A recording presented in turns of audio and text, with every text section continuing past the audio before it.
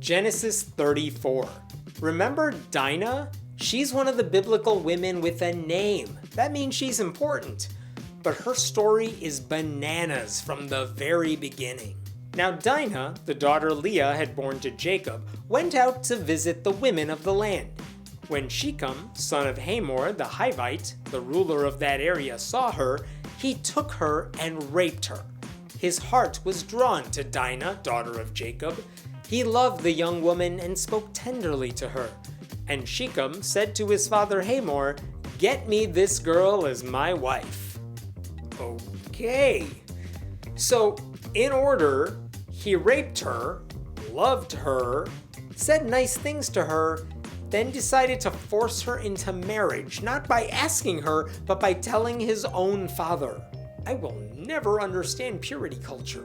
And how old is she right now? There is a really good chance she's barely double digits years old. When Jacob heard that his daughter Dinah had been defiled, his sons were in the fields with his livestock, so he did nothing about it until they came home. What? A man raped my daughter? I am so mad that I'm gonna wait a few hours before I even tell anyone about it. Then Shechem's father, Hamor, went out to talk with Jacob. Meanwhile, Jacob's sons had come in from the fields as soon as they heard what had happened. They were shocked and furious because Shechem had done an outrageous thing in Israel by sleeping with Jacob's daughter, a thing that should not be done. Well, it should not be done everywhere, not just Israel. Also, he did not sleep with her. He raped her.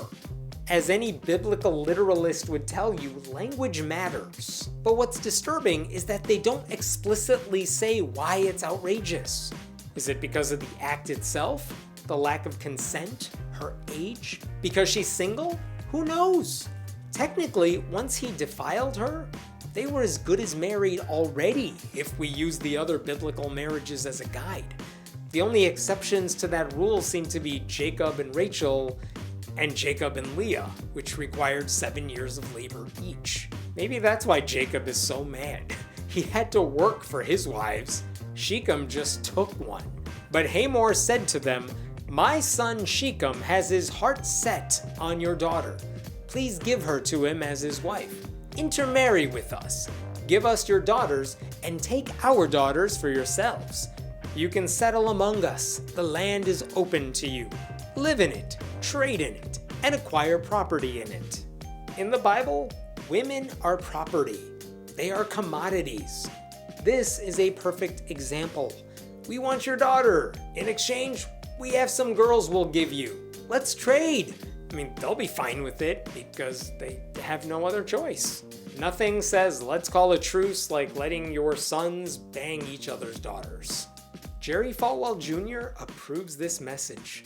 Then Shechem said to Dinah's father and brothers, "Let me find favor in your eyes, and I will give you whatever you ask. Make the price for the bride and the gift I am to bring as great as you like, and I'll pay whatever you ask me.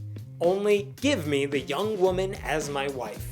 This guy raped their family member, and now he's offering them money so they'll just let it slide. That is straight up evil. Sell me your women. I will write you a blank check right now. Memo line, wife. But at least the boys have their sisters back. They are going to say no because they would never allow their sister to marry a man who assaulted her. What's that? No? Okay, I'm being told that is not the reason they opposed the marriage.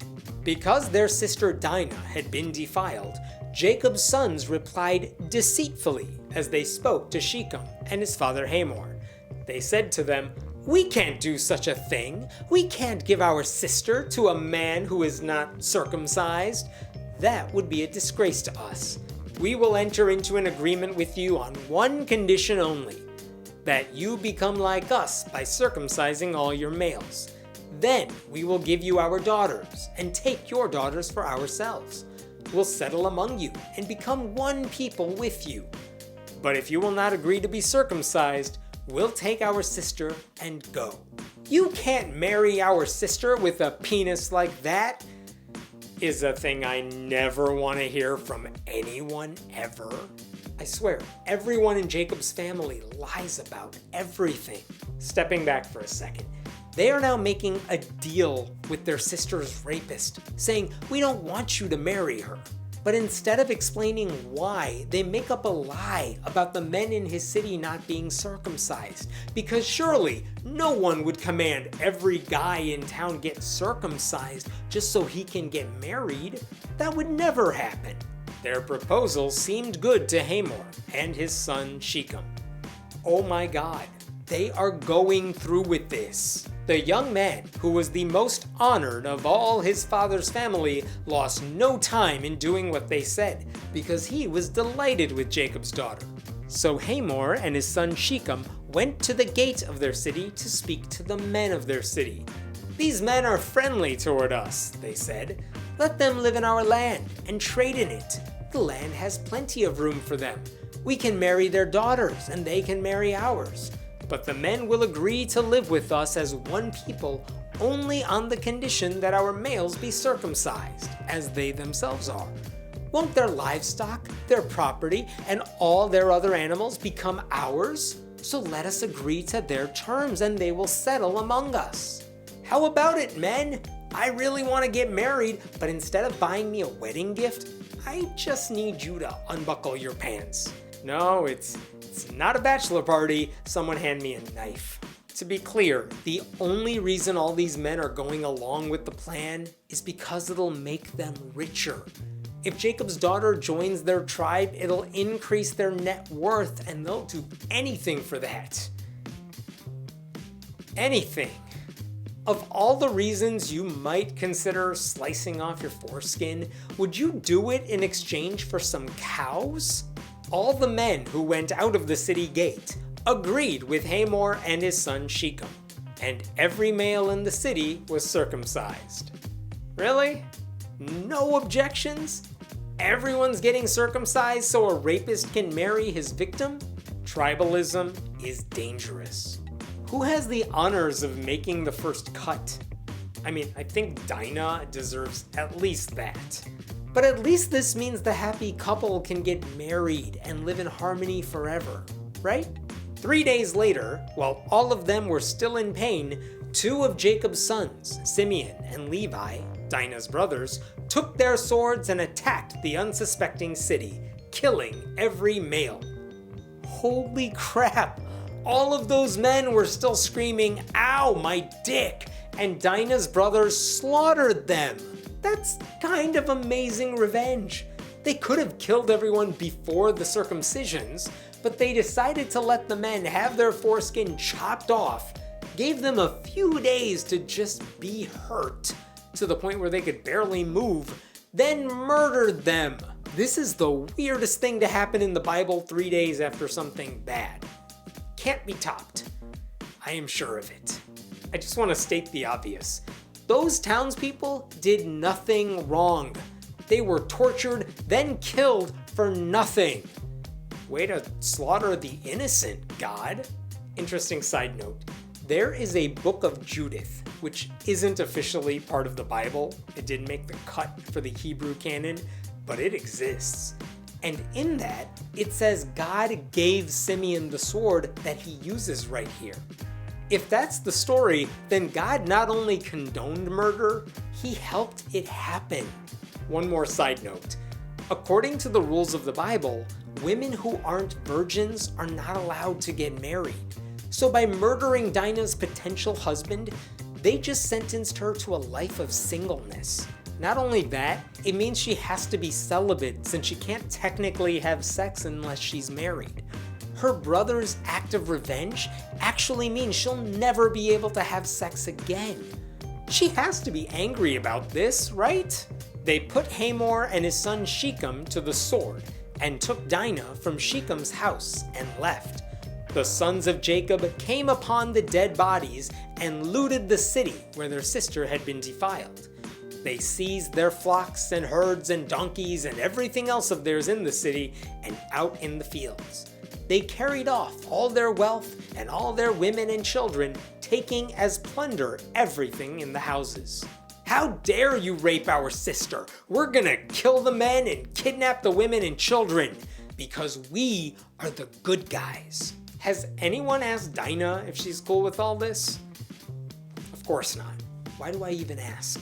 Some versions of the Bible say, and I'm paraphrasing here, the sons of Jacob came upon the dead bodies and looted the city because they had defiled their sister, which suggests every man in the city had sex with her.